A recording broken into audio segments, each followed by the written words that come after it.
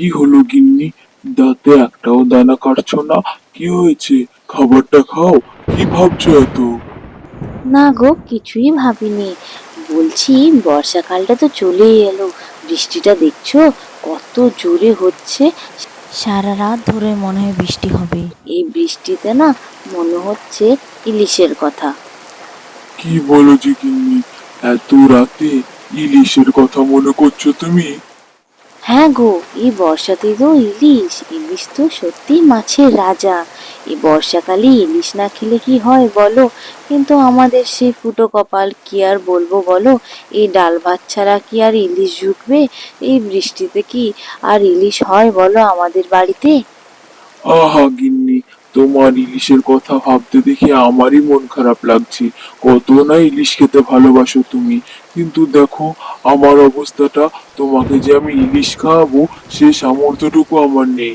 ডাল ভাত ছাড়া আর কিছুই তো তোমাকে খাওয়াতে পারি না। না গো, আমি সে কথা বলিনি। এই বৃষ্টিতে মানে বর্ষাকালে ইলিশ খেতে ভালো লাগে, তাই বললাম। না না, এই ডাল ভাত খেতেই আমার ভালো লাগে। ইলিশ এই সময় হলে ভালো হতো, এইটুকুই তোমাকে বললাম, আর কিছু না। হ্যাঁ, বুঝতে পেরেছি গিন্নি আমি। দেখি কালকে সকাল সকাল যদি বৃষ্টিটা থামে, বনে কাঠ কাটতে যাব। কাঠ বিক্রি করে যদি কিছু উপার্জন করতে পারি, তাহলে তোমার জন্য ছোট হলেও একটা ইলিশ কিনে আনবো। এত ইচ্ছা তোমার খাবার। না না না, ইলিশের অনেক দাম। আমার জন্য ইলিশ কিনে আনার দরকার নেই। এই বৃষ্টিতে ইলিশের কথা মনে পড়লো, তাই বললাম।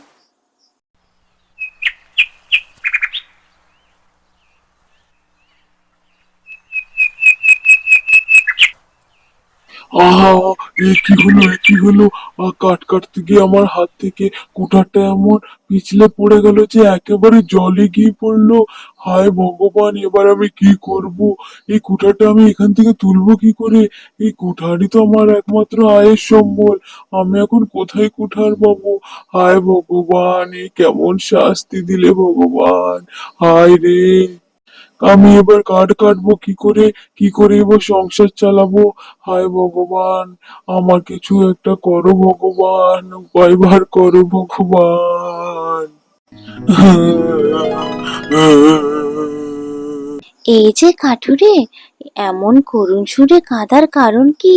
কি হয়েছে তোমার? কে তুমি? আমার কাছে তুমি কে? আমি তো কিছুই বুঝতে পারছি না। আমি হলাম জলপরী। এই জলেই আমার বাস। আমি হঠাৎ তোমার করুণ কান্নার সুর শুনতে পেলাম, তাই তো আর নিজেকে আটকাতে পারলাম না। কি হয়েছে তোমার? এমন করুণ সুরে কাঁদছো কেন? বলো আমায়, বলো। জলপরি, আমি হলাম গরিব কাঠুরে।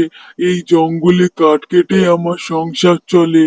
এই কাঠ কাটতে এসে হঠাৎ করে হাতটা পিছলে গিয়ে কুঠারটা আমার এই জলে গিয়ে পড়ে। এই কুঠারটা জল থেকে তুলবো কি করে আমি এবার? ও আচ্ছা, তোমার কুঠারটাই জলে পড়ে গেছে। আচ্ছা, দাঁড়াও, আমি তোমার কুঠারটা এক্ষুনি এনে দিচ্ছি। এই যে দেখো কাঠুরে, এইটা তোমার কুঠার। এই নাও তোমার কুঠার। না জলপরি, এই কুঠারটা আমার নয়। আচ্ছা, এবার দেখো তো, এই রূপোর কুঠারটা তোমার কিনা। এইটাই মনে হয় তোমার কুঠার, তাই তো? না জলপুরি, এই সোনার রূপার কোনো কুঠারই আমার নয়। আমার কুঠারটা মনে হয় আর পাওয়া যাবে না। আমি এবার কি করে বনে কাঠ কাটতে আসবো?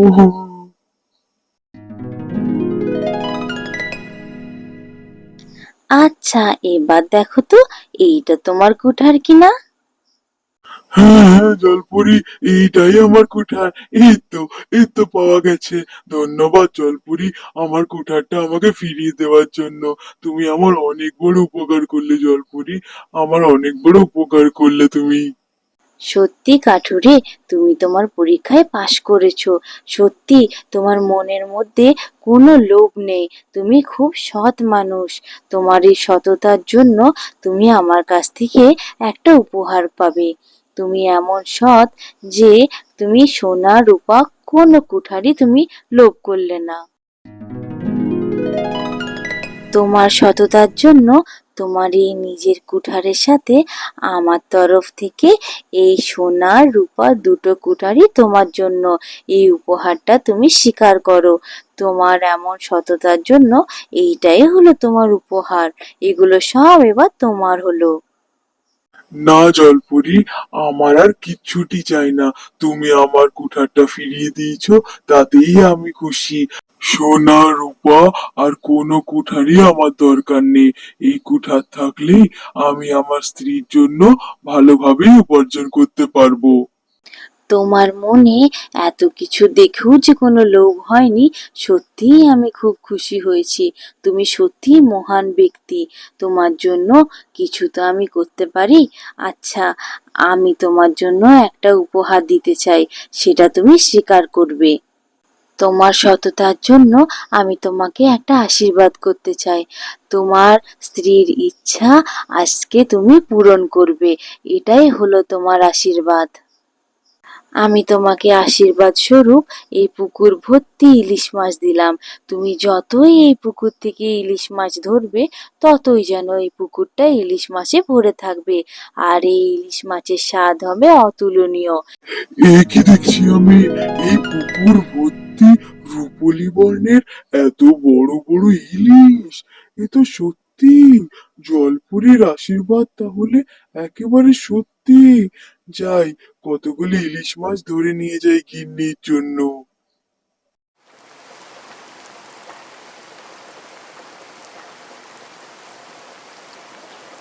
কি গো, এত দেরি করলে? আমি তো চিন্তায় একেবারে ঘর আর বার হচ্ছি। বৃষ্টিটা দেখেছো? যত রাত বাড়ছে বৃষ্টিটা ততই বেড়ে চলেছে। ভাবছি এখনো তুমি এলে না কেন? এত দেরি হচ্ছে কেন? আহ, দেরি কেন হলো এত তোমার? আরে আরে গিন্নি, এত চিন্তা করছো কেন? দেখো দেখো, তোমার জন্য কি এনেছি, একবার তাকিয়ে দেখো। এ কি, এ কি আমি সত্যি দেখছি? আমার চোখের সামনে এক ঝুড়ি ইলিশ মাছ! আজকে কত কাঠ বিক্রি করেছো তুমি যে এত ইলিশ মাছ কিনে এনেছো? বাপরে, আমি তো সত্যি অবাক হয়ে যাচ্ছি। আমি মনে হয় স্বপ্নই দেখছি, এত ইলিশ চোখের সামনে। হ্যাঁ গিন্নি, এই ইলিশ আমি কিনে আনিনি। চলো তোমায় বলি, এই ইলিশ আমি কি করে পেলাম।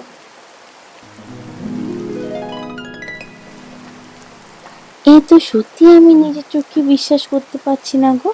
এত ইলিশ! জলপুরীর আশীর্বাদে সত্যি! তাহলে পুকুর ভর্তি আরো ইলিশ মাছ আছে। এত ইলিশ দিয়ে তো মানে আমরা একা তো এত ইলিশ খেতে পারবো না। তাহলে কি করি, কি করি? কি গো, ঘুমোলে নাকি? আমার তো এত ইলিশ দেখে তো আর ঘুমই আসছে না চোখে। কালকে কখন যে ইলিশ রান্না করে খাবো সেটাই তো ভাবছি। আরেকটা কথা ভাবছি, সেটা হচ্ছে যে উম, এত ইলিশ মাছ দিয়ে আমরা করবোটা কি? সেটাই তো ভাবছি গিন্নি। আমি ঘুমোইনি, একটু চোখ বন্ধ করে জিরোচ্ছি আর ভাবছি তোমার সেই কথাটা। মানে, কি করবো এত ইলিশ মাছ দিয়ে বলো না? কিছু তো একটা আমাদের উপায় বের করতেই হবে। আচ্ছা বলো গিন্নি, কি করব এত ইলিশ মাছ? ইলিশ মাছ দিয়ে কিছু কি ভাবলে তুমি, কাল কি রান্না করবে? হ্যাঁ, সে না হয় ভাবলাম। আমার তো ইলিশ পোলাও খেতে খুব ভালো লাগে। ইলিশ পোলাও বানাবো কালকে, দাঁড়াও। খুব ভালো হয় কিন্তু খেতে, জানো? ইলিশ পোলাও একবার খাবে না, একেবারে ভুলতে পারবে না। আচ্ছা, যদি আমরা ইলিশ মাছের কোনো ব্যবসা শুরু করি, মানে ইলিশ মাছ রান্না করে তো কেউ বিক্রি করে না, কাঁচা মাছই তো বিক্রি হয়। যদি ইলিশের পোলাও বানিয়ে বিক্রি করা হয়, কেমন হয় বলো না? বা গিন্নি, তোমার তো খুব বুদ্ধি। ইলিশ দিয়ে ব্যবসা! সত্যি তো, ইলিশ রান্না করে তো কেউ বিক্রি করে না। তাহলে তো ইলিশের কোনো একটা রান্না করে তো বাজারে বিক্রি করা যেতেই পারে। হ্যাঁ গো, কালকে আমি ইলিশ পোলাও একটু বেশি করেই বানাবো। আমরা বাড়িতেও খাবো, আর তুমি কিছুটা বিক্রি করতেও নিয়ে যাবে, দেখবে না কেমন হয়। ইলিশ পোলাও তো মনে হয় সবাই খেতে ভালোবাসবে, ইলিশ তো সবার প্রিয়। আচ্ছা গিন্নি, সেই জলপুরীর আশীর্বাদে সেই ইলিশ মাছগুলো বিশাল বড় বড় সাইজ, আর তাদের স্বাদও অতুলনীয়। সেই মাছ দিয়ে ইলিশ পোলাওটাও কিন্তু খুব ভালো হবে। ঠিক আছে, তাহলে সকালে উঠে দেখা যাক। দেখো গো, ইলিশ পোলাও একেবারে তৈরি। দেখো, এত বড় বড় মাছগুলো, যে কি বলবো। আর খুব সুন্দর, প্রত্যেকটা মাছ এত সুন্দর না। তুমি এক কাজ করো, ইলিশ পোলাওগুলো আমি রান্না করে দিয়েছি, তুমি এবার বাজারের দিকে যাও।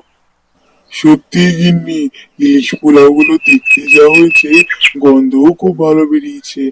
আহ, ইলিশ পোলাও খেতে সকলেই খুব ভালোবাসে। দেখি ইলিশ পোলাও ব্যবসাটা আমার কেমন চলে।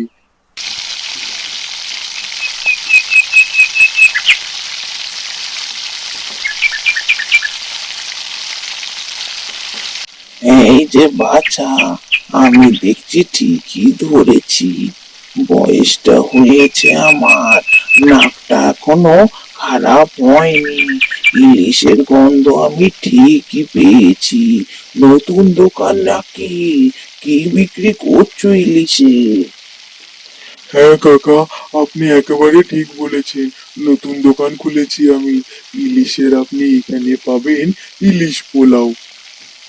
আপনি হলেন আমার প্রথম কাস্টমার কাকা। বলুন, আপনাকে ইলিশ পোলাও দিই তাহলে?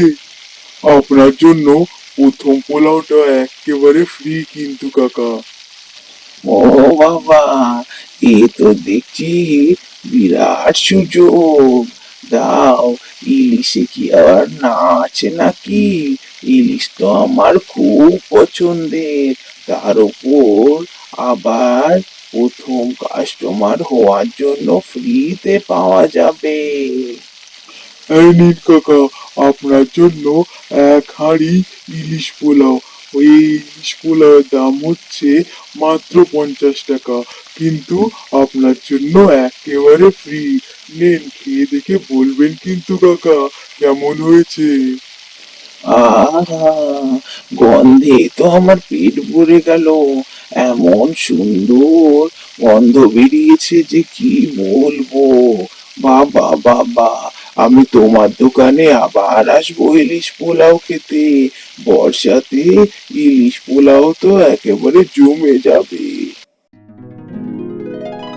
কিছুদিনের মধ্যে সেই গরিব কাঠুরিয়ার ভাগ্য বদলে যায়। সে বর্ষায় ঝিরিঝিরি বৃষ্টিতে তার দোকানে প্রচুর ভিড় হতে থাকে। দিন দিন ভিড় বাড়তেই থাকে, দিক দিক থেকে লোক এসে তার দোকানে ইলিশ পোলাও খেতে আসে। তার দোকানে ইলিশ পোলাও নাকি খুবই জনপ্রিয় হতে লাগলো। সেই গরিব কাঠুরিয়ার দোকানের ইলিশ পোলাও এক ডাকে সবাই চিনতে লাগলো। এই বর্ষার মধ্যে ইলিশ পোলাও হলে কারুর আর কোনো কিছুই দরকার নেই। সৎ পথে থাকলে এই কাঠুরিয়ার মতোই উন্নতি একেবারে নিশ্চিত।